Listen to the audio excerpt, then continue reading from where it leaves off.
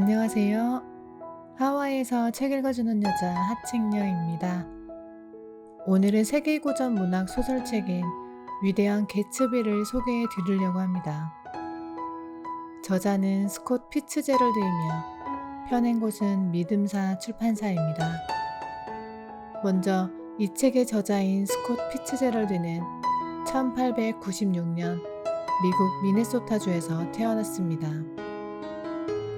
광고 회사에서 일을 하다가 미래가 불확실하다는 이유로 파혼당한 스콧은 우연히 글쓰기에 몰두해서 책을 한 권 발표하게 되는데요.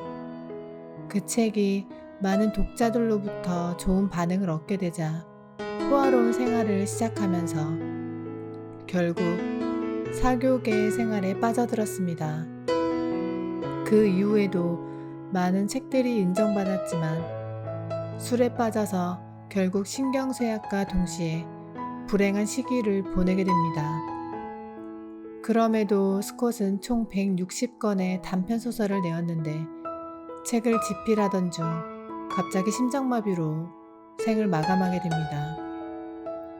그의 유명한 소설 중에 하나인 이 위대한 개츠비가 인기가 좋았던 이유는 잃어버린 세대들의 공감을 얻을 수 있었기 때문이라고 말합니다.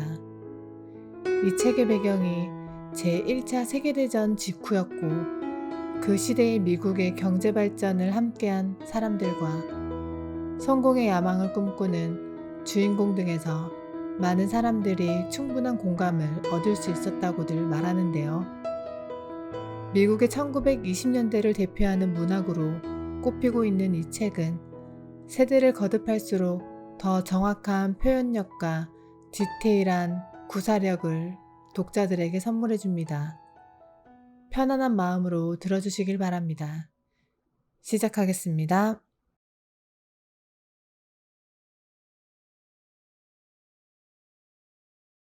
내가 사는 곳은 웨스트에그 쪽이었다. 그곳은 뭐랄까, 두 지역 중에서 상류사회의 모습이 덜한 곳이었다.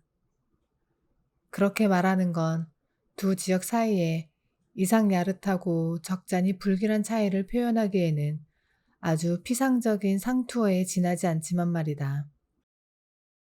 내가 사는 집은 롱아일랜드 해협에서 50야드밖에 떨어져 있지 않은 달걀 모양 땅의 끄트머리 부분에 있었고 한철 임대료가 12,000달러에서 15,000달러에 이르는 거대한 두 저택 사이에 간신히 끼어 있었다. 내 집 오른쪽에는 어떤 기준에서 보아도 엄청나다고 할 수밖에 없는 건축물이 자리 잡고 있었다. 노르망디 시청을 똑같이 본뜬 건물로 성긴 수염 같은 담쟁이 덩굴에 덮인 최근에 지어 올린 듯한 막루가 한쪽에 있고 대리석 풀장 그리고 40에이커가 넘는 잔디밭과 정원이 딸린 건물이었다. 이것이 개츠비의 저택이었다. 아니, 아직 개츠비 씨를 모르던 때니까 정확히 말하면 그런 이름을 가진 신사가 사는 저택이라고 해야 옳으리라. 내가 사는 집은 눈에 거슬릴 만했지만 두드러질 정도는 아니어서 그냥 간과되는 편이었다. 그래서 나는 바다와 이웃집 잔디밭 한 모퉁이를 바라볼 수 있었고 백만장자들과 가까이 살고 있다는 위안도 느낄 수 있었다. 한 달에 80달러로 이 모든 걸 누릴 수 있었다. 겨우 이른값을 하는 만의 건너편에는 상류 사회에 속하는 이스트에그의 하얀 저택들이 해변에 줄지어 번쩍이고 있었다. 그리고 그의 여름의 본격적인 역사는 내가 톰 부캐넌 부부와 저녁을 먹으려고 그곳으로 자동차를 몰고 간 저녁부터 시작된다. 데이지는 나의 먼 친척 여동생이었고 톰은 대학 시절에 알던 사이였다. 전쟁 직후 나는 그들과 함께 이틀 동안 시카고에 머문 적이 있다. 데이지의 남편 톰은 여러 운동에 재능이 있었지만 무엇보다 뉴 헤이번의 풋볼 선수로서는 일찍이 볼 수 없었던 뛰어난 엔드 가운데 하나였다. 어떤 면에서는 전국에 알려진 인물로 21살에 이미 보기 드물 정도로 탁월한 수준에 이르렀기 때문에 그 뒤로는 오히려 모든 것이 급한 내리막으로 보이는 그런 사람 가운데 하나였다. 집안은 엄청나게 부유했지만 대학 시절에도 돈을 흥청망청 써서 욕을 먹을 지경이었다. 이제는 시카고를 떠나 동부로 왔는데 얼마나 요란스럽게 이사를 했는지 보는 사람이 입을 다물지 못할 정도였다. 이를테면 폴로 경기용 말을 레이크에서 한때나 끌고 내려오는 시기였다. 나와 같은 세대의 사람이 그처럼 잘 산다는 건 이해하기 어려웠다. 그들이 왜 동부로 왔는지 난 모른다. 그들은 별다른 이유 없이 프랑스에서 한 해를 지냈고 그런 다음에는 사람들이 폴로 시합을 하고 부자들끼리 모이는 곳이면 어디든 이리저리 떠돌아다녔다. 이사는 이게 마지막이에요. 하고 데이지는 전화로 말했지만 나는 그 말을 믿지 않았다.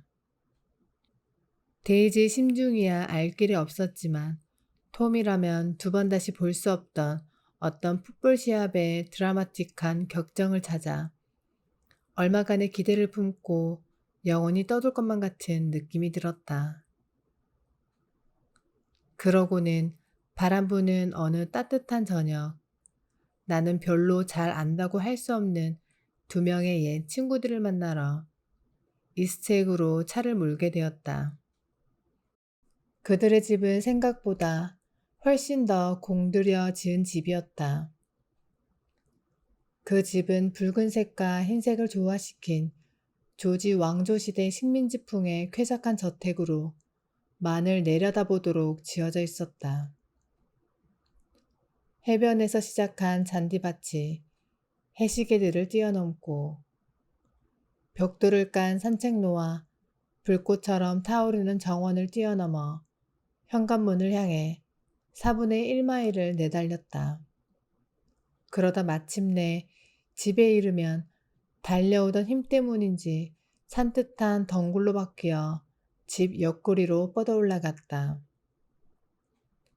집 정면에는 쭉 늘어선 프랑스식 유리문이 들어서 있었는데 그때 이 유리문들은 햇빛을 받아 황금빛으로 빛나며 바람 부는 따뜻한 오후를 향해 활짝 열려 있었고 승마복 차림의 톰 뷰캐넌은 현관의 포지에서 두 다리를 떡 벌리고 서 있었다. 그는 뉴헤이번 시절과는 달라져 있었다. 이제 그는 어딘지 매정해 보이는 입과 거만해 보이는 태도에 밀집 색깔의 머리칼을 지닌 30살의 다부진 사내가 되어 있었다. 오만하게 반짝이는 두 눈이 얼굴 전체를 지배하면서 그가 늘 공격적으로 몸을 앞으로 기울이고 있다는 인상을 만들어 주었다. 승마복의 여성적인 멋스러움조차 그 몸뚱이의 엄청난 힘을 숨기지 못했다. 번쩍이는 부츠 안에 살이 꽉 차서 맨 위에 끈이 금방이라도 터질 것만 같았고 엷은 위도다래로 어깨가 움직일 때면 우람한 근육덩어리가 움찔거리는 것이 보였다. 그것은 엄청난 지렛대의 힘을 감당할 수 있는 몸뚱이. 한마디로 끔찍한 몸뚱이였다. 그가 말할 때의 목소리는 높은 음조의 걸걸한 허스키로 그렇지 않아도 성급해 보이는 인상을 더 강하게 부각시켰다. 그 목소리에는 어딘가 자신이 좋아하는 사람까지도 보호자 같은 태도로 멸시하는 듯한 구석이 있었다. 그래서 대학에 다닐 때는 그의 그러한 오만을 싫어하는 사람들이 있었다. 하지만 이 문제에 대해 내 의견이 결론적이라고 생각하지는 말게. 내가 자네들보다 더 힘이 세고 사납다고 해서 말이야. 그는 마치 이렇게 말하는 듯 했다. 우리는 같은 4학년 사교 클럽에 속해 있었는데 서로 친밀한 사이까지 가본 적은 없지만 내가 늘 받았던 느낌은 그가 나를 좋게 생각하고 있고 내가 자기를 좋아해 주었으면 한다는 것이었다. 그것도 뭔가 그의 거칠고 오만한 욕망 때문이 아니었던가 한다. 우리는 햇살이 내리쬐는 포치에서 몇 분간 얘기를 주고받았다. 난 이곳이 마음에 드네. 그는 번쩍이는 눈으로 쉴 새 없이 두리번거리며 말했다. 그는 한 팔로 나를 돌려 세우며 널쩍한 손으로 눈앞의 전망을 가리켰다. 눈앞에 펼쳐진 풍경 속에는 야트막하게 자리 잡은 이탈리아식 정원과 코를 찌를 듯 짙은 향기를 뿜어내는 반 에이커의 장미꽃밭, 그리고 해안 앞바다에서 물결과 부딪히고 있는 뱃머리 뭉툭한 모터보트 한 대가 보였다. 이 집은 본래 석유 사업가 드메드인 씨 집이었네. 그는 점잖으면서도 갑작스러운 동작으로 나를 다시 돌려 세웠다. 들어가세. 우리는 천장이 높은 복도를 지나 밝은 장밋빛 공간으로 걸어 들어갔다. 이 공간은 프랑스식 유리문으로 양쪽 끝에서 집 안에 가냘프게 매여 있는 형상이었다. 조금 열려 있는 유리문들은 집 안까지 약간 들어와 자라고 있는 듯한 바깥의 싱싱한 풀들을 배경으로 하얗게 빛나고 있었다. 미풍이 방 안으로 불어들어와 커튼 한쪽을 안쪽으로, 다른 한 끝은 바깥쪽으로 허연 깃발들처럼 휘날려 설탕이 핀 웨딩 케이크처럼 보이는 천장을 향에 말아 올리더니 다음엔 포도주빛 양탄자 위에 잔물결을 일으키면서 바람이 바다 위에 그림자를 들이우듯 양탄자 위에 그림자를 만들어 놓았다. 방 안에서 꼼짝 않고 있는 물건은 거대한 소파 하나뿐이었는데 거기엔 두 젊은 여자가 마치 땅에 메어놓은 기구에 올라타 있는 것처럼 공중에 떠 있었다. 둘 다 흰옷 차림인 두 여자는 집 주위를 짧게 비행하고 방금 되돌아온 것처럼 물결치듯 옷을 펄럭이고 있었다. 나는 그때 커튼의 휙휙거리는 소리와 벽에 걸린 그림이 내는 신음소리를 들으며 그 자리에 잠시 서 있었던 것 같다. 이윽고 톰이 뒤쪽 유리문들을 닫는 쿵소리가 들렸고 미처 빠져나가지 못한 바람이 방 안에서 잦아들었으며 커튼과 양탄자와 두 젊은 여자는 기구처럼 서서히 바닥으로 내려앉았다. 두 여자 가운데 젊은 쪽은 모르는 사람이었다. 그녀는 소파의 한쪽 끝에서 길게 몸을 뻗은 채 미동도 하지 않았다. 턱을 약간 치켜 올리고 있었는데 마치 움직이면 떨어뜨릴 것 같은 무언가를 턱 위에 올려놓고 떨어지지 않으려고 애쓰고 있는 것 같았다. 옆눈으로 나를 슬쩍 보았을지도 모르지만 내색을 하지는 않았다. 솔직히 말하면 나는 놀랄 나머지 그녀에게 갑작스레 들어와 방해를 해서 죄송하다고 사과의 말을 웅얼거릴 뻔했다. 다른 여자는 데이지였는데 그녀는 일어서려고 했다. 진지한 표정으로 몸을 약간 앞으로 내밀었던 것이다. 그러더니 엉뚱하면서도 매력적인 웃음을 조그맣게 웃어댔다. 그래서 나도 웃으면서 방 안으로 걸어 들어갔다. 너무 반가워 몸이 굳어버릴 지경이네요. 그녀는 굉장히 재치 있는 말이라도 한다는 듯 다시 웃었다. 그러고는 잠시 내 손을 쥐며 세상에서 나처럼 보고 싶었던 사람은 없었다는 걸 다짐이나 하듯 내 얼굴을 올려다 보았다. 그녀는 그런 식이었다. 그녀는 턱을 가누고 있는 여자의 성이 베이커라고 내게 소곤거리는 목소리로 귀띔해 주었다. 어쨌든 베이커 양은 입술을 움찔거리며 거의 보일락말락하게 내게 목례를 보냈다. 다음 순간 그녀는 얼른 다시 머리를 뒤로 젖혔다. 떨어뜨리지 않으려고 균형 잡고 있던 물건이 약간 기울어져 화들짝 놀랐던 모양이다. 내게서 또 사과의 말 같은 게 튀어나오려고 했다. 무엇이든 꽉 찬 자신감을 보여주는 것이 있기만 하면 나는 넋을 잃고 찬사를 보내게 된다. 나는 친척 여동생을 돌아다 보았다. 그녀는 사람의 가슴을 떨리게 하는 나직한 목소리로 내게 이것저것 묻기 시작했다. 그것은 귀를 오르내리며 따라가야 하는 그런 목소리였다. 마치 말 하나하나가 다시는 연주되지 않을 음정들의 배열인 것처럼 말이다. 그녀의 얼굴은 얼굴에 빛나는 것들, 빛나는 눈과 빛나는 열정적인 입 때문에 슬프고도 사랑스럽게 보였다.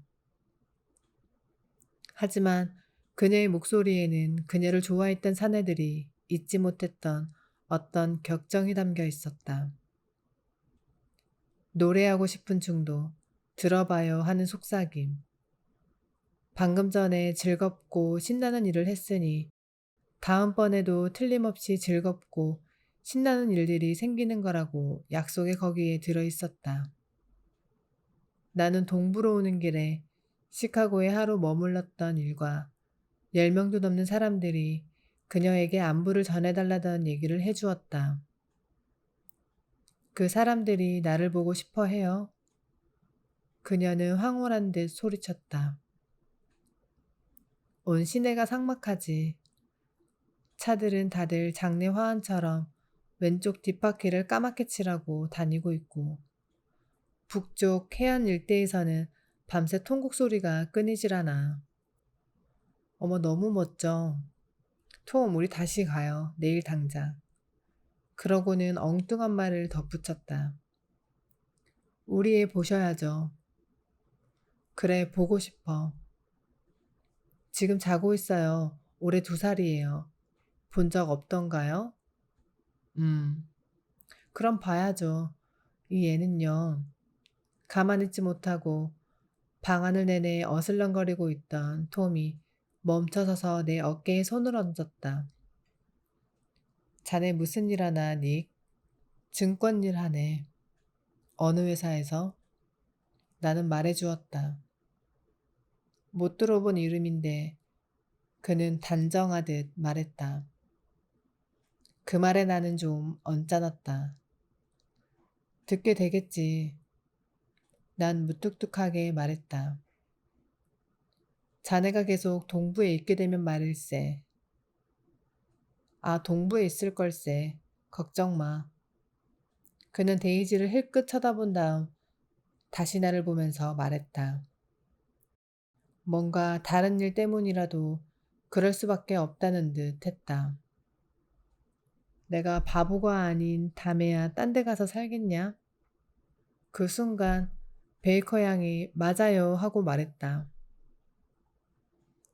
너무 갑작스러워 나는 깜짝 놀랐다. 내가 방에 들어온 뒤로 그것이 그녀가 처음으로 한 말이었다. 이건 분명 나뿐만이 아니라 자신도 놀라게 했던 모양이다. 한바탕 하품을 하고 나더니 빠르고 능숙한 동작으로 소파에서 불쑥 일어섰기 때문이다. 몸이 뻣뻣해요. 얼마나 오랫동안 저 소파에 앉아 있었던지. 그녀는 투덜거리듯 말했다. 쳐다보지 마. 난 오후 내내 널 뉴욕에 데려다 주려고 애썼으니까. 데이지가 응수했다. 난 안 마실래요. 베이커 양은 방금 식료품 집에서 나온 넉 잔의 칵테일을 보며 말했다. 전 지금 컨디션이 최고거든요. 대접하려던 집주인은 믿기지 않는다는 듯 그녀를 바라보았다. 최고라. 그는 술잔 바닥에 술이 한 방울밖에 남지 않은 것처럼 한 잔을 바닥까지 다 들이켜버렸다. 당신이 일을 어떻게 해내는지 참 신기해. 나는 그녀가 해내는 일이라는 게 과연 뭘까 궁금해하면서 베이커 양을 바라보았다. 그녀를 바라보는 게 즐거웠다. 그녀는 몸이 날씬하고 가슴은 작은데 자세가 곧았다. 그 곧은 자세가 사간생도처럼 어깨를 뒤로 확 젖히는 바람에 더 두드러워졌다. 햇빛에 지친 듯한 그녀의 잿빛 눈이 내 눈길에 답하듯 나를 바라보았다. 창백하고 매력적이면서 어딘가 불만이 깃들어 있는 얼굴에 나에 대한 정중한 호기심이 담겨져 있었다. 그러자 문득 나는 이전에 어디선가 이 여자를 본 적이 있거나 이 여자의 사진을 본 적이 있다는 생각이 들었다. 웨스트에그에 사시죠? 그녀는 경멸하듯 말했다. 거기 사는 사람을 알아요. 전 아무도. 개츠비는 아시겠죠? 개츠비? 데이비가 물었다.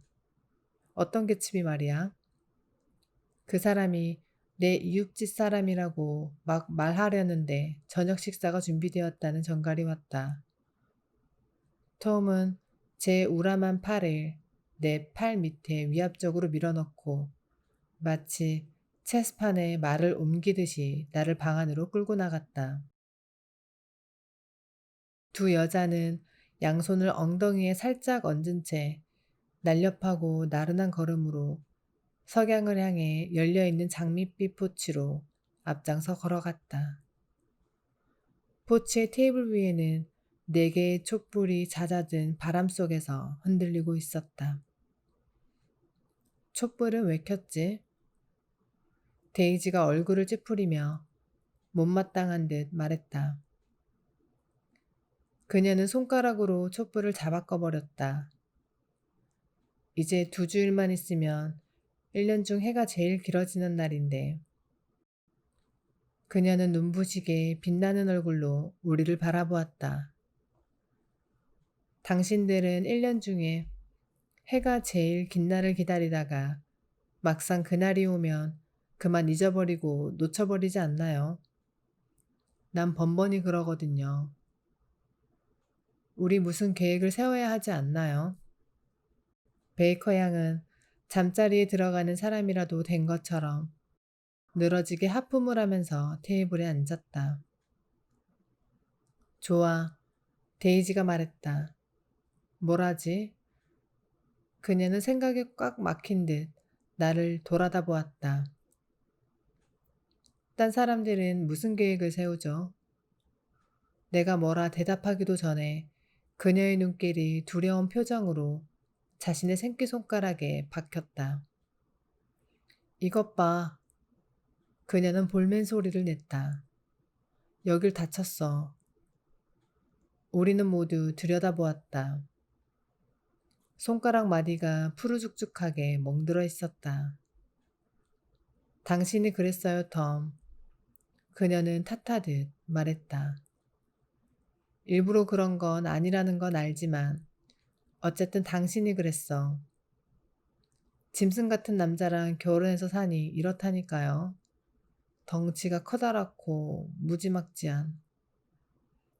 난 그 무지막지하단 말 싫어. 톰이 화를 내며 말했다. 농담으로라도. 무지막지해요. 데이지가 우겼다. 때로는 그녀와 베이커 양이 한꺼번에 얘기하기도 했다. 서로 자신을 내세우지 않고 주고받는 딱히 잡담이라고도 할 수 없는 시시한 농남조의 얘기들이었다. 그 얘기들은 그들의 흔 드레스처럼, 그리고 아무런 욕망도 없어 보이는 무감정한 그들의 두 눈처럼 싸늘했다.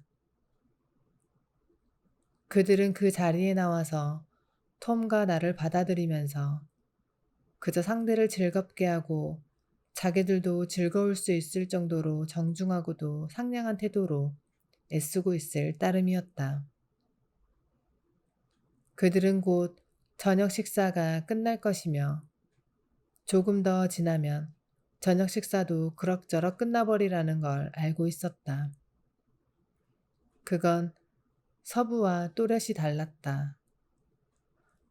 미국 서부의 저녁은 기대를 끊임없이 좌절시키면서 아니면 순간 자체에 대한 더없이 조마조마한 두려움 속에서 한 단계 한 단계 종말을 향해 서둘러 지나갔다. 데이지, 너랑 얘기하다 보니 나는 아직도 미개인 것 같은 기분이 든다. 나는 코르크 냄새가 나긴 하지만 맛이 꽤 근사한 프랑스산 포도즙 클라레를 두 잔째 마시면서 솔직히 말했다. 농사나 뭐 그런 것에 대해서 이야기할 수 없니? 나는 별뜻 없이 이 말을 했는데 뜻밖의 응수가 왔다. 문명은 산산조각 나고 말 걸세. 톰이 느닷없이 격렬하게 말했다.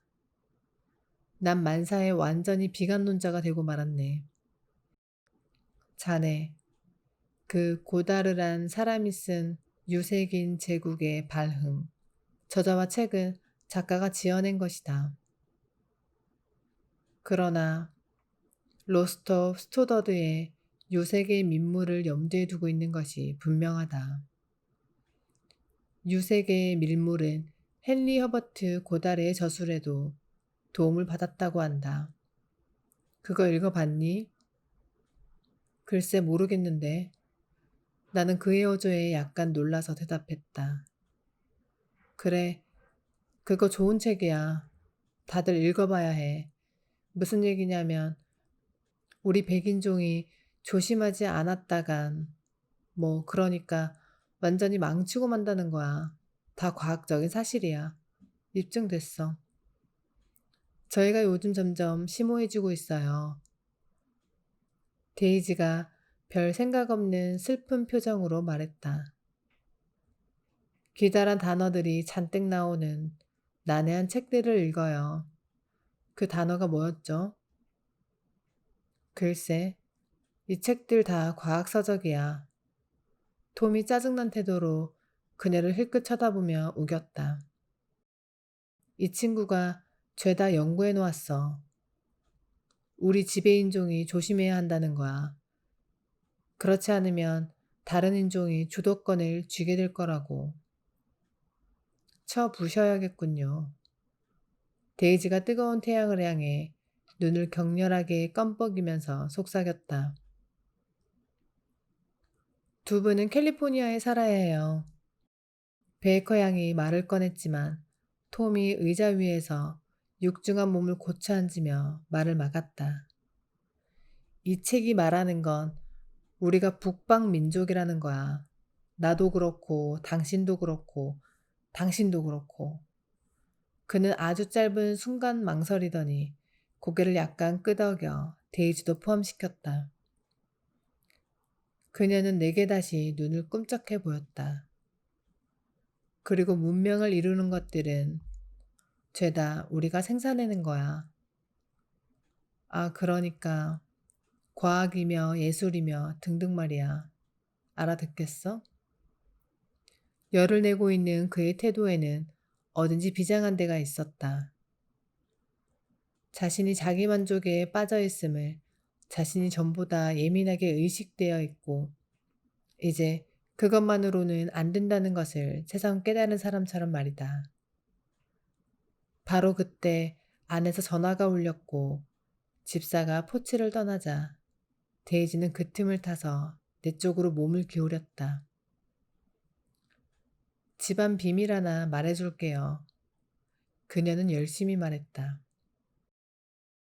집사의 코에 관한 거예요. 집사의 코 이야기 듣고 싶지 않아요?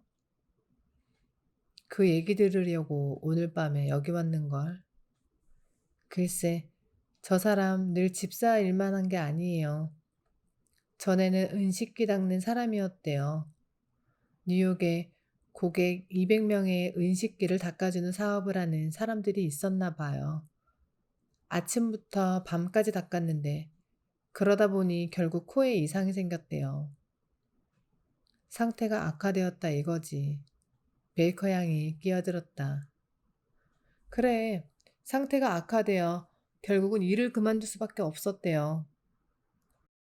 한순간 마지막 햇살이 낭만적인 연정을 품고 그녀의 빛나는 얼굴을 비추었다.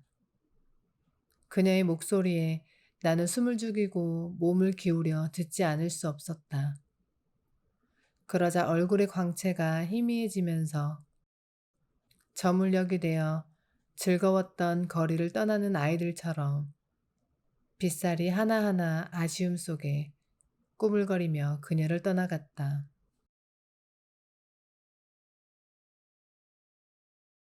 오늘은 여기까지 읽어드리도록 하겠습니다. 감사합니다.